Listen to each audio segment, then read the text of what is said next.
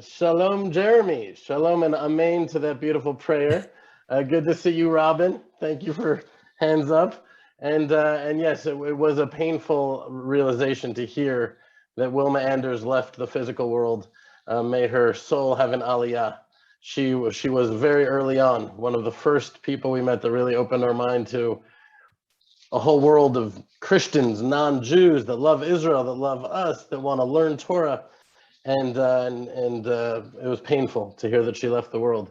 I have actually been seriously under the weather today, but I couldn't let a Sunday go by without us seeing each other, particularly during these early parshiot in the Torah that are just so packed with goodness. I felt like this past Shabbat in synagogue, I submitted a petition to Hashem that these first 6 or 7 parshiot in the Torah, we should get 2 or 3 weeks for them. It's just not fair. You can't do justice in 1 week. But so this is Noach, right? And we encounter these early figures in the Torah. The first parsha is already over. We are introduced to Noach, and now we dive in. And the characters are in some way, they're like prototypes.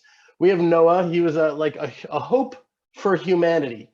Yet the Torah says he was tzaddik bedorotav, right? That he was righteous, but it gives a caveat that he was righteous in his generation. The implication being that if he was in another generation like Abraham's, he may not have been considered such a tzaddik. He may not have been considered so righteous. Anyways, one of the great differences between Noach and Abraham, which exposes the difference between their worldviews, really is very pronounced and touched on right here. When Noach was prophetically told that he must build the ark, what does he do? He does it. He builds the ark.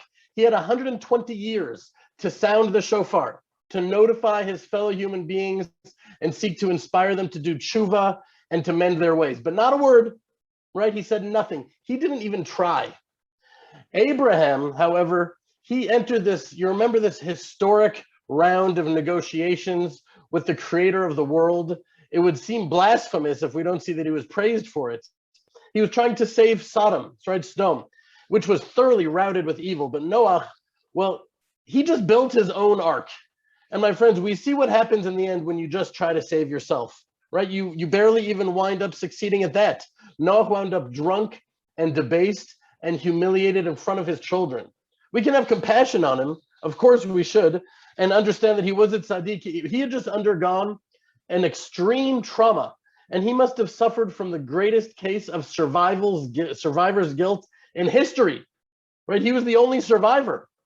I mean, his family, his immediate family. But the question I want to ask is why? Why didn't he want to warn anyone else? Or why didn't he warn anyone else? Why didn't he speak up? Well, to try to answer this question, let's look towards the end of the Torah portion into these 9 powerful verses that convey the story of the power of the Tower of Babel. I'm babbling myself here.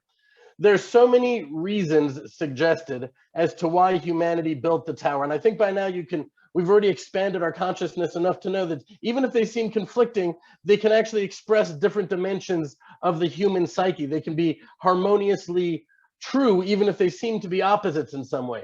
Anyways, there are those that say that they wanted to continue being evil, right? That they saw what happens when mankind is evil and God sends a flood. So they came together to build a tower so high that when they were evil this time and God sends a flood, they would be able to climb into the tower and just to take refuge there, right? The flood wouldn't get to them.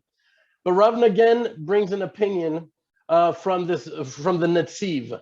And we've talked about this before, but it's just truer now than it's ever been, right? The Netziv says that the tower that mankind wanted to build was like a big brother of sorts, right? The tower was built so high that all of mankind could be seen from its heights, that there was this perpetual surveillance to prevent people from thinking differently, from going to different places and developing different cultures, from thinking differently and being different, to ensure that everyone would comply and everyone would think the same way. And I don't know if any of you have seen this, but I was sent this link from a number of different sources and I couldn't believe my eyes. This was a link to Facebook.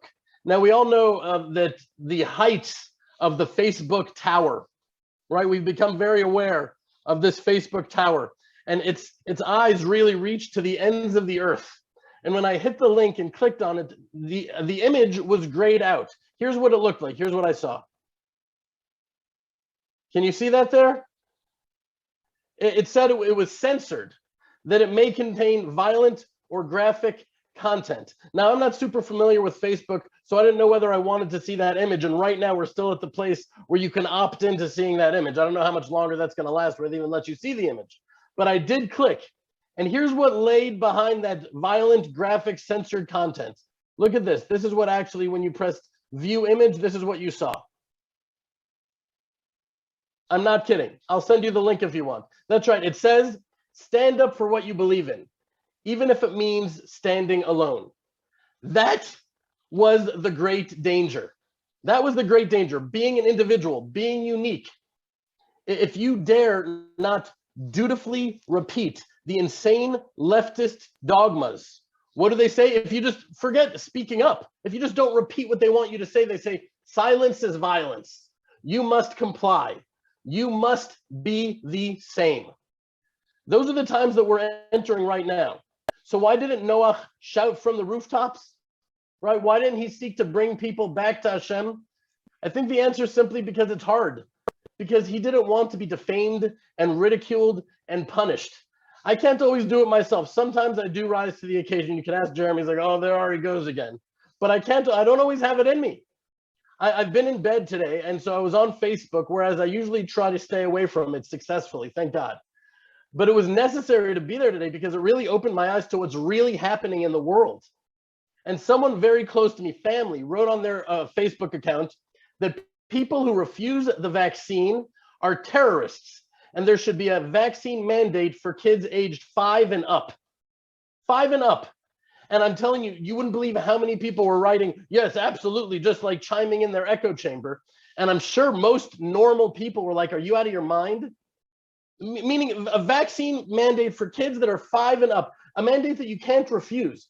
Jeremy and I, we've actually stayed away from getting into the whole vaccine debate too much, because to me, there really is a lot of nuance here. For some people, it may make sense, and to others, it may not make sense. But to advocate for the mandatory vaccination of little children is patently arrogant and authoritarian and insane. It's insane. But that's what we're hearing from the tower. That is the message being broadcast from the loudspeaker of the Facebook tower around the world. And you should not speak against it. And if you speak against it, you can be vilified and attacked and shut down. And people are afraid. And I believe that Noah had a message that he knew the world didn't want to hear. And he probably didn't believe that they would be receptive to it anyways. He was just scared to speak up. So he just built his ark in silence. But Avram Avinu, Abraham, he was a believer. Right? He believed not only in Hashem, he believed not only in God, but deep down he believed in the potential of his fellow man. He believed in the inherent goodness of the divine image in which we were made. So this past week, there was 6 hours that the tower fell down. You know what I'm talking about, right? Facebook, WhatsApp, Instagram. I have to admit, my WhatsApp wasn't working. I actually uninstalled it, reinstalled it. My eyes were opened to how much anxiety I had just from a momentary lapse in my WhatsApp, God forbid. Instagram crashed, Facebook, WhatsApp, whatever the reason was, it crashed, and it was beautiful. And it was a glimpse into the future. And it was a reminder that the surveillance tower that we face today, that seems unconquerable, it seems so huge that there's no way to defeat it. Well, that tower is as vulnerable as its builders are human. And it was a reminder that this is a war that we can win.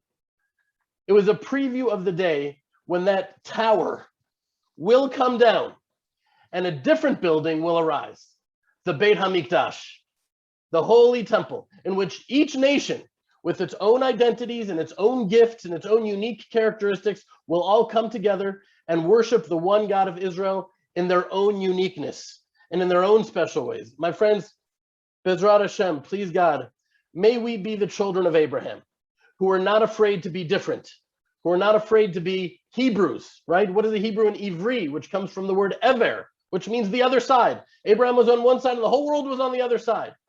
We are the children of Abraham, and we should have the strength to speak truth to power, because that power isn't real power. The only real power is the God of Israel. May we never stop believing in Hashem, and may we never stop advocating for our fellow man to manifest the image of God in which all of us were made.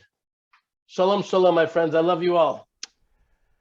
As the masks are coming off and much of the world is turning not only against Israel, but yes, against the Jewish people, if you feel different, if your love for Israel is growing deeper and stronger, if you're thirsting to cleave to the nation of Israel and to the God of Israel, if you're thirsting to learn authentic Torah from Jews in Judea, then the Land of Israel Fellowship is for you. Hundreds of individuals and families from around the world come together on Zoom every week in what can only be described as a fellowship of love, friendship, of learning and praying and belonging. A fellowship really unlike any other. It's more than just a movement, it's a family. To learn more about the Land of Israel Fellowship, click on www.thelandofisrael.com/fellowship or send an email to fellowship@thelandofisrael.com. Love and blessings from Judea.